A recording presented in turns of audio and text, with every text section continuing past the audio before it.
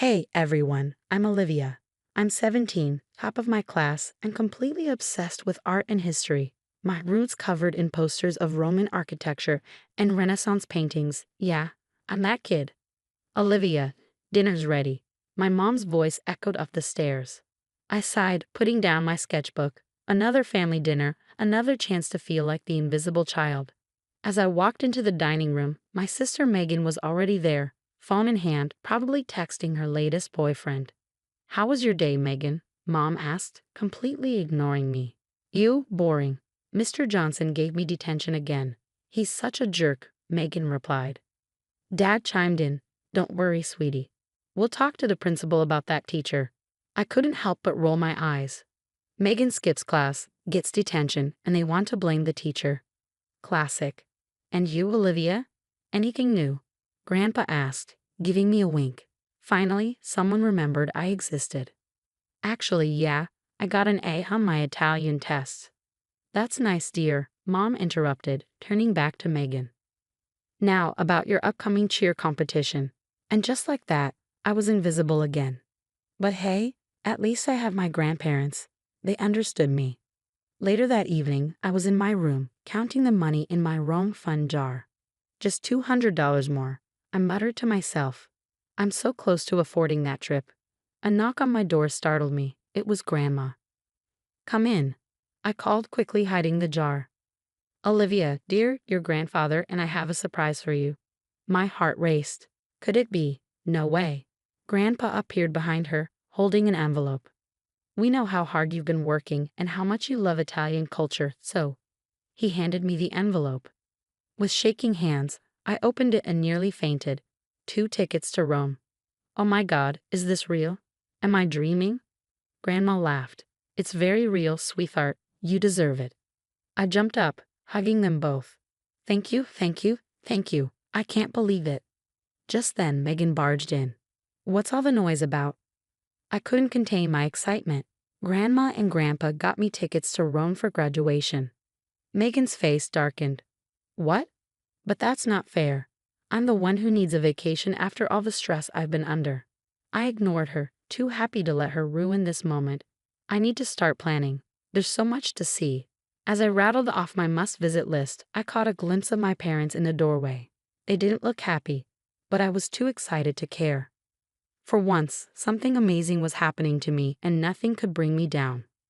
I woke up the next morning still riding high. The Rome tickets were safely tucked under my pillow.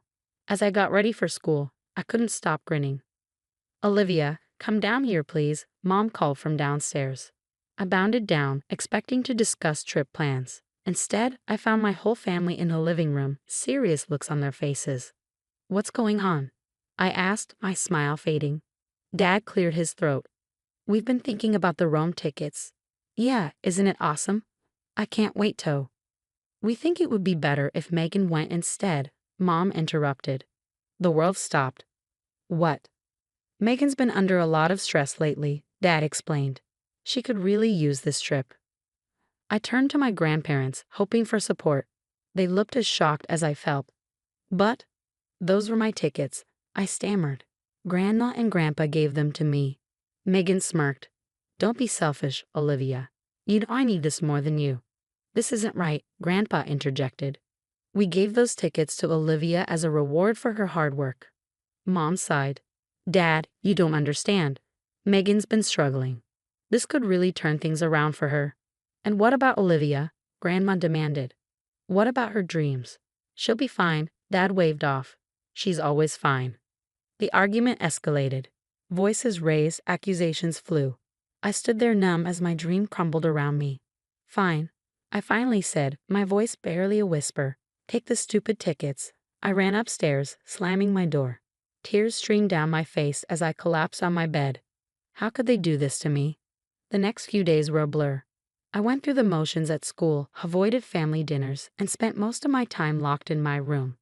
One afternoon, as I was mindlessly scrolling through my phone, I overheard my parents arguing in their room.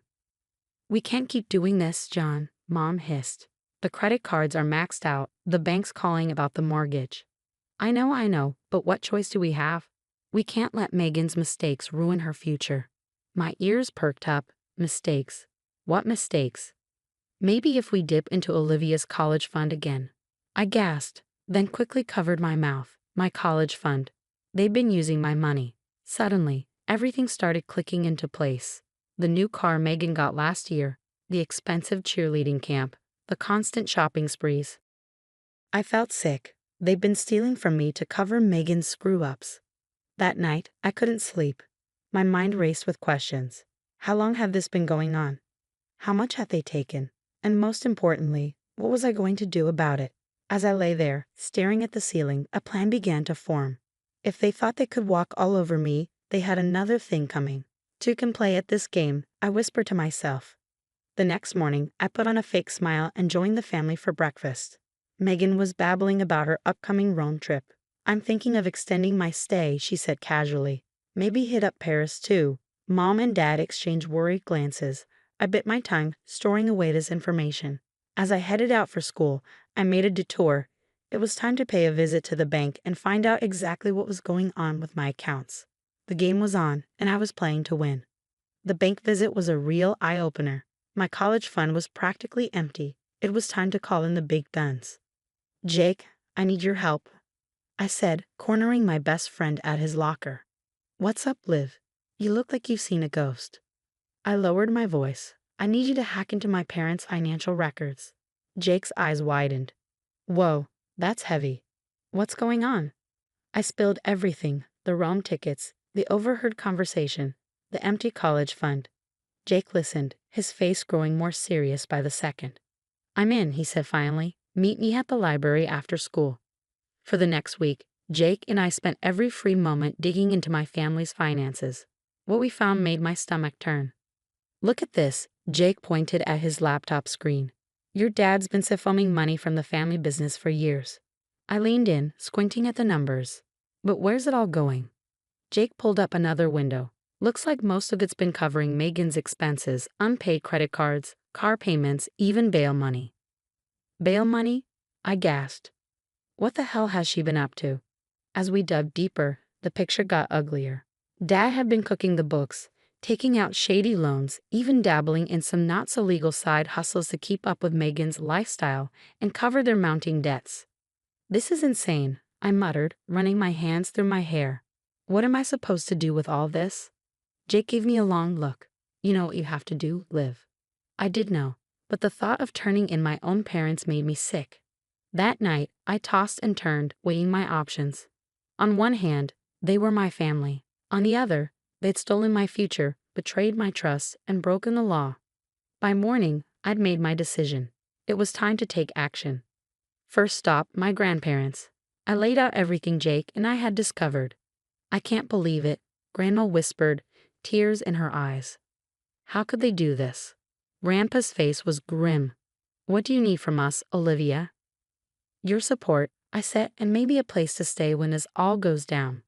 They agreed without hesitation. Next, I approached Ms. Rodriguez, my favorite teacher. She'd always been in my corner, and I needed an adult on my side who wasn't family. This is a serious situation, Olivia, she said after I explained everything. Are you sure you want to go through with this? I nodded. I have to for my future, and honestly, for Megan's too. This can't go on. Ms. Rodriguez sighed. All right, I'll help however I can. With my allies in place, Jake and I started formulating our plan. We need to gather irrefutable evidence, Jake said, something they can't wiggle out of. I thought for a moment. The family reunion next month. Everyone will be there, including Dad's business partners. Jake grinned. Perfect. We can set up hidden cameras, maybe even get some of them to incriminate themselves on tape. As we hashed out the details, a mix of excitement and dread bubbled in my stomach. This was really happening. You okay? Jake asked, noticing my expression. I took a deep breath. Yeah. It's just, once we do this, there's no going back. Everything changes. Jake squeezed my hand. Sometimes change is necessary. You've got this. Live. I nodded, steeling myself. The countdown to the family reunion and the biggest confrontation of my life had begun. The day of the family reunion arrived and my heart was pounding. Jake and I had spent weeks meticulously setting everything up. Hidden cameras were in place, and we had a fail-safe plan to expose everything. As family members and Dad's business partners began to arrive, I plastered on a fake smile. "Great to see you, Uncle Bob. How's the golf game?" Meanwhile, Megan was holding court in the living room, bragging about her upcoming Rome trip. "It's going to be so amazing. I might even stay for a whole month." I caught Mom and Dad exchanging worried glances. Showtime. I clinked my glass to get everyone's attention. "I'd like to make a toast to family and to the truth." With that, I nodded to Jake, who hit play on his laptop. Suddenly, the TV screen lit up with damning financial records and recorded conversations. Dad's face went pale. "What is this?" "This," I said, my voice shaking but determined, "is the truth about where our family's money has been going." The room erupted into chaos. Dad's business partners were shouting, demanding explanations. Aunt Susan was crying, and Megan was having a full-blown meltdown. "You can't do this to me," she screamed. "How am I supposed to pay for my DUI lawyer?" Then the room fell silent. "Mom, what DUI?" Megan's eyes widened as she realized what she had said. But it was too late. The floodgates had opened. Megan spilled everything: the drunk driving, the shoplifting, the credit card fraud.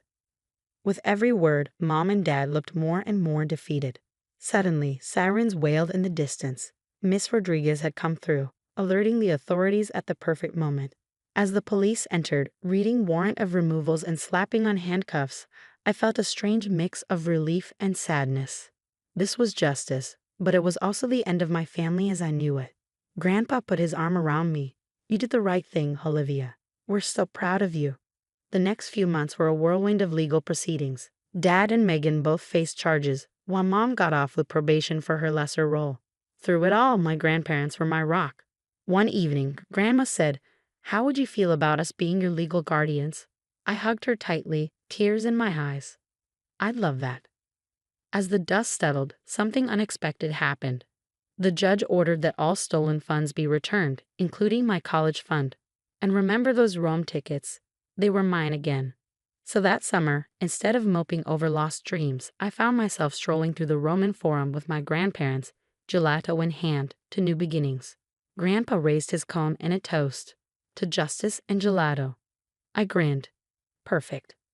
Fast forward a few years, and life looks pretty different. I'm in my junior year at a top art school, interning at a prestigious gallery, and my first solo show is coming up next month. Meanwhile, Dad is serving time, Mom's working a minimum wage job, and Megan, last I heard, was struggling through community college, finally facing the consequences of her actions. As for me, I'm planning my next trip to Italy, this time to study for my master's in Florence. Turns out, sometimes losing a dream can lead you to an even better one. So that's my story. It wasn't easy, and it wasn't pretty, but standing up for yourself is always worth it in the end. And that's the end of Olivia's story. Now I have a question for you. If you were in Olivia's position, would you have exposed your family's crimes knowing it could tear your family apart and lead to legal consequences for your parents and sister? Or would you have kept quiet to protect your family even at the cost of your own future? Share your thoughts in the comments below. Your perspective could help others facing difficult ethical dilemmas.